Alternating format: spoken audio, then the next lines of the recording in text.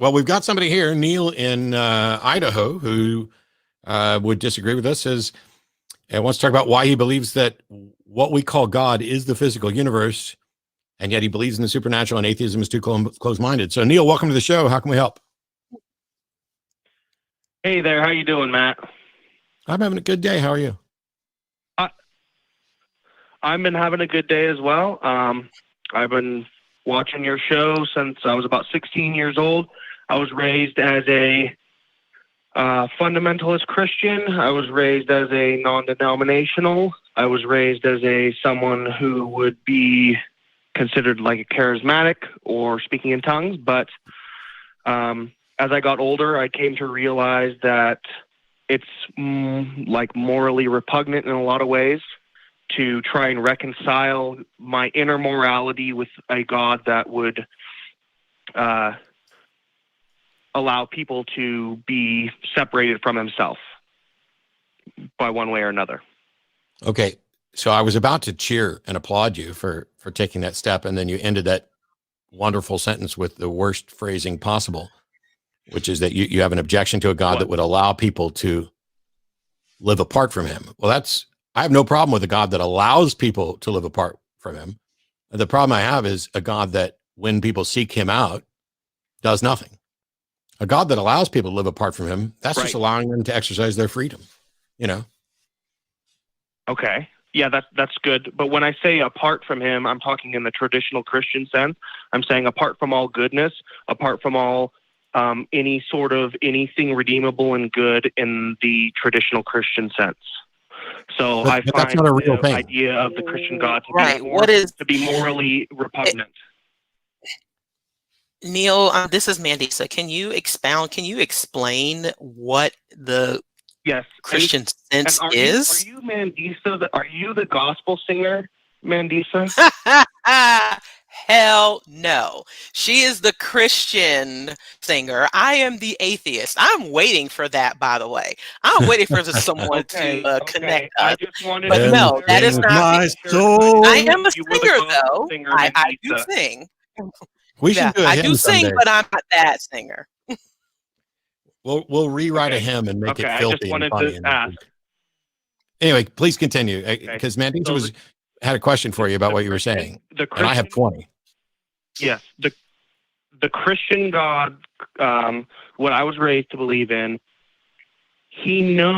supposedly he knows what's going to happen, but he's already decided who goes to heaven and hell. It doesn't make any sense to me. That's why I rejected it.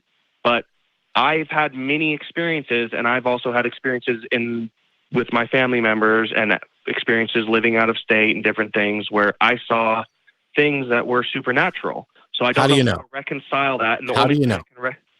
The only way I can, how do I know it's supernatural? Because I can't explain it to you in a natural term. So whoa. Are there things, Neil, are there things that you are unable to explain that aren't supernatural? I don't know. You don't know? That's a good question. Can you explain quantum mechanics to me? No. Does that mean it's supernatural? Possibly. No, you don't get to say possibly. I asked, does that mean it is necessarily supernatural just because you can't explain it? And the truth is, there's only one truthful answer to that, and that is no.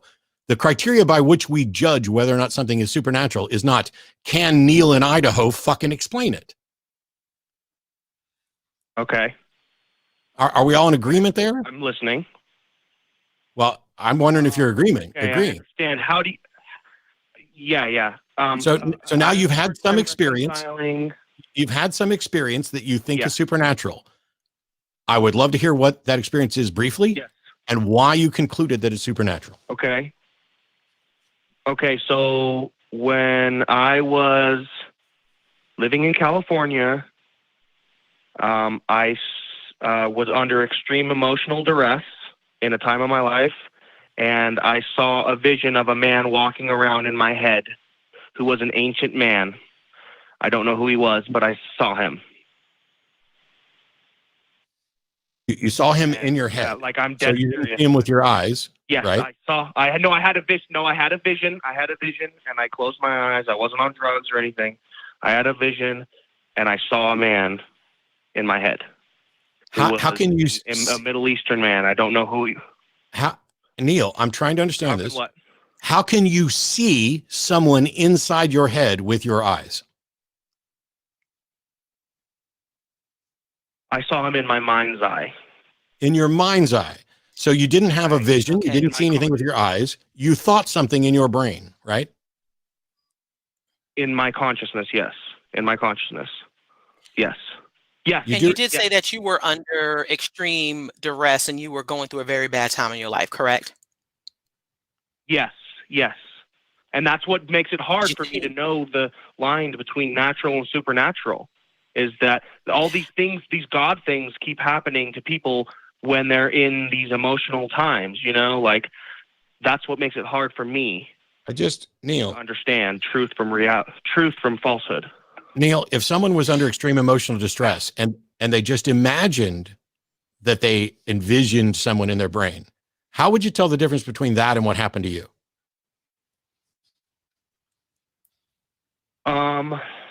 I don't know. I don't know the answer to that, and I'm sorry. Right. It doesn't get to be invalid because it's you saying it.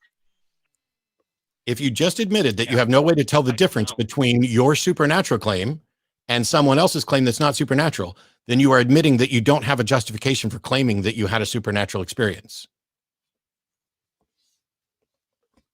It was supernatural. I felt it. I don't care. I don't care. You just demonstrated, Neil, you just demonstrated that you do not have a good reason. Telling me how strongly convinced you are accomplishes nothing. I believe you were strongly convinced. I believe you are wrong. You have not demonstrated any way to demonstrate that you are right. You have acknowledged that your own statements show that you are not being reasonable in your conclusion about this. So telling me how confident you are that it's supernatural does nothing, because you haven't demonstrated any way to tell that it is supernatural, which means you are not being rational. Okay. So I'm sorry. Let me. Okay. So there was something about there being dimensions outside of our knowledge that prove it, makes it possible. Prove it. For the existence of the supernatural. No, sir. Stop. Please stop. You're embarrassing yourself. I don't want to get riled up. I want to make this really simple. You just said there's something that suggests maybe the supernatural is possible. Well, that's completely irrelevant to your case, because the supernatural could be completely possible. The supernatural could be possible and demonstrable, but what you experienced is not demonstrably supernatural. It is indistinguishable from imagination. Yeah. And also, while I'm here on the atheist, hey, no, stop, Neil, stop, please. I just said something, several things that specifically address your claim. Shut up and let me finish, Neil. I just said several things that specifically address. I'm going to mute your ass until I'm done. Because you're not taking this seriously, and so now you'll be able to hear it. I just said several things that were very important about epistemology, about how do we know what we know, about how you could or couldn't tell whether or not something was supernatural, all of these things. And instead of acknowledging any point, you're just like, well, anyway, while I'm here on the Atheist Experience, let me say something else. No, you don't get to say anything else other than acknowledging the points, and then maybe we can move on. That's how a conversation works. When you present your case and it's rebutted, you need to acknowledge that and address it, or we don't get to move on. I cannot believe you're trying to talk over me, even though I fucking muted you. Goodbye, Neil. I no longer care what you have to say because you just wanted to talk right over me, even after I put you on mute. Does that sound fair? I acknowledge what you say. Okay. You said no way to determine.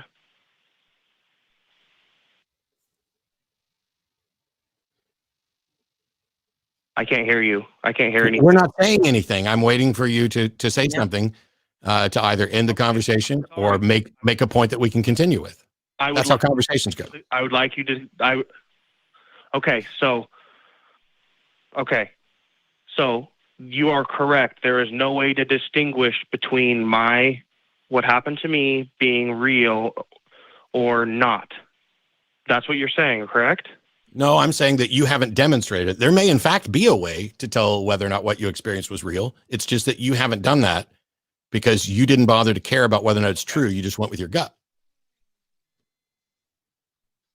Okay. What I'm saying is okay. How do you explain supernatural things happening only in a strictly physical universe? I have no evidence that anything supernatural has ever happened. Supernatural. Neil, I have no evidence that anything supernatural has ever happened. Why are you asking me to offer an explanation for something which you haven't demonstrated that you might as well ask me, Matt, can you and Mandisa explain to me why giraffes can fly on Thursday nights, but only in the vicinity of Mount Rushmore? You haven't demonstrated that fanciful construct is real. So how dare you suggest that we need to offer up an explanation for it? I'm just asking you, why do you think the supernatural exists in the human mind? Because people are wrong. People are pattern detection machines, and sometimes things go awry, where you see things and you connect the dots in a way that seems reasonable but isn't actually true. We are flawed thinkers. What better explanation could there be for why you think you experienced something supernatural and yet acknowledge there's no way anyone could demonstrate the supernatural? Right. And like you said, Neil, like you alluded and admitted that people can see, they think they can see things when they are under emotional distress, under emotional duress. And this is what tends to happen, especially amongst the emotional state of believers. Did you not say that? You admitted that. Yes. Yes. And this is what happens. I just want to say I'm not attacking the atheist position by saying I just believe that we know that. I wish you would attack the atheist position. You're not attacking anything. You're just coming in and saying that you had a supernatural experience that you can't prove, which becomes useless pablum. Okay, but the physical universe, I believe, is more of a likely explanation for God than anything else. Okay. That's what I'm saying. Like, I believe that what we call God is the physical universe, basically, and that it still exists. Like, the universe created us. The way to reconcile science and God is this. The universe created us. That's my opinion. Okay, if you're going to offer that opinion, how are you backing that up? What's your basis for that? There are so many people's testimonies out there and so many people out there. Like, you want to talk about the physical evidence and say that there's no way to this and that. And that's fine, but there's so many. What about all the testimonies of people who have had experiences of different things that they can't fully explain? They can't put it into words. Like, you're trying, like, as the atheist, you're trying to put into words everything that cannot be put into words. You're talking about two different things now. At first you're talking about how the existence of the universe is evidence of God. And then when we ask you for evidence of that, or what is your basis for that, you're talking about people's testimonies. Which those are two different things here. Saying how, Neil. What I'm saying is that how. Yes, go ahead. What you did when you called in was present your testimony, and we offered a debunking of that testimony to show that you did not have good grounds, and so your testimony should not be valuable to you, let alone other people. Correct? I mean, I wouldn't word it that way, but yeah. I know you wouldn't, because you're advocating to keep your delusions. But in all honesty, if you have a testimony that you cannot demonstrate is true, is it of any use? I would say that it's of use to only to the person. It's not of use to the person. That's called self-deception. Right. If you are only worried about what makes sense to you, God is. if you're only worried about what makes sense to you, you are engaged in self-deception. You don't care about truth or the evidence. And so if somebody came up to you and presented their testimony and said, I can't prove this at all, but here's what I think I experienced, does that tell you at all what the truth is? Yeah.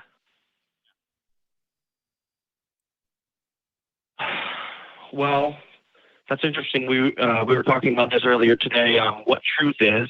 So not to make a big old discussion about anything, but truth, starts with like the physical universe, I would say. And some things are true about the physical universe. If you crash a car into something, then any objective person can see that it's wrecked, right?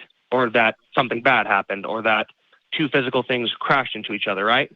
So I don't think you're in a position, Neil, to be giving a lecture on epistemology. Why don't you just answer the question? If someone offered you their testimony and they said, here's what I experienced, I can't prove that it happened, and I can't prove that my understanding of it is accurate, does that provide us any useful information about reality?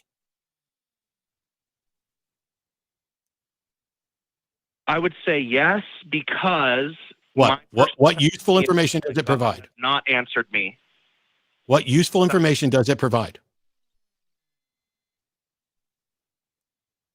It provides that person's, what useful information does it provide? It provides... Yes. What does it tell us about reality that we don't already know?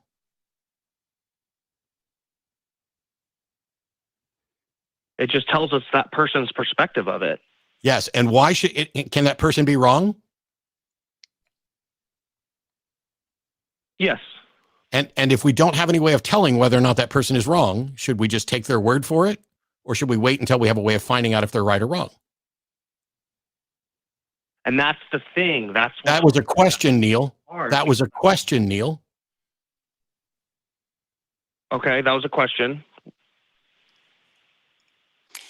And honestly, if there was a God that existed, if the universe proved that a God exists, then you wouldn't have to suppose this at all. We wouldn't have to be guessing.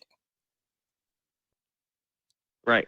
I just kind of think that what we call gods is just the universe. Neil, stop. I don't give a shit if you think that the universe is God, because you haven't demonstrated yourself to be a rational actor or someone who understands reason or someone who's willing to provide evidence to back up their views. I don't care what your opinions are. This is not the let me call in and tell you my opinion. It's tell me what you believe and why.